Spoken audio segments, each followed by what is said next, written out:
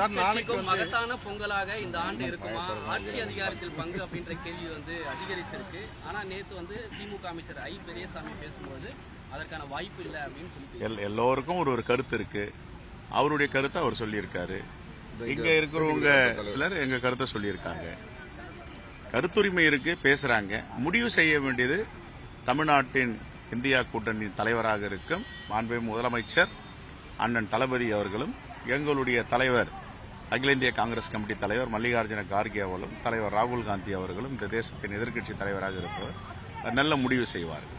Sir, நாளைக்கு அந்த பள்ளி நிகழ்ச்சி மட்டும்தானா இல்ல வேற ஏதாவது நிர்வாகிகள் கூட்டம் இருக்கா? பள்ளி நிகழ்ச்சி தான். பொங்கல் வைப்பதற்கு அங்கே அழைப்பு விடுத்திருக்கிறார்கள். இன்னும் ஒப்புதல் கிடைக்கவில்லை. ஒப்புதல் கிடைத்தோடு பொங்கல் விழாவும் நடத்துவோம்.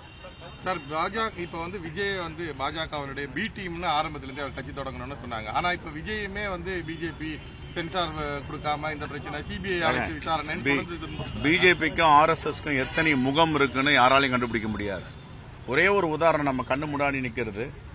ஆந்திரால தெலுங்கு தேசம் கட்சி நாடாளுமன்ற மாநிலங்களவை உறுப்பினர்கள் 3 பேர், ரமேஷ் சௌத்ரி இன்னொருத்தர் இருக்கார்.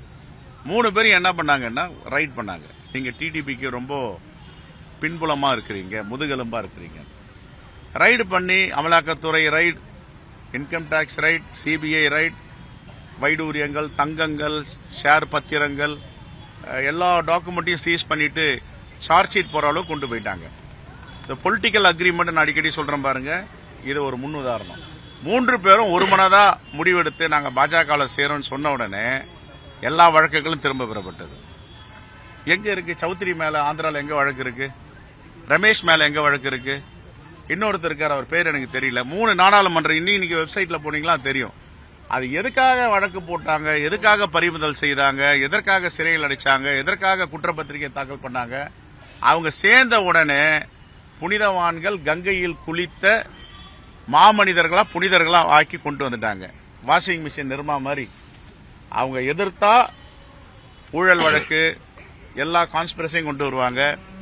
அவங்க கூட போய் சேர்ந்துட்டோம்மா வெள்ளை உடையை போட்டு கங்கையில் குளித்த புனிதர்னு பட்டம் சுட்டிடுவாங்க. இதுதான் பாஜகவுடைய கடந்த கால வரலாறு. நீங்க வேணா செக் பண்ணி பாருங்க. சார், ராகுல் காந்தி இங்க வராரு. இப்ப கூட்டணி கட்சி நிர்வாகிகளை இப்ப திமுக இல்ல வேற யாரையாவது சந்திக்கிறதுக்கு வாய்ப்பு இருக்கா? இல்ல அவர் முழுக்க பள்ளி நிகழ்ச்சிக்கு, கூடலூர் பள்ளி நிகழ்ச்சிக்கு மட்டும்தான் வரார். 100ஆண்டு விழாவுக்கு வரார்.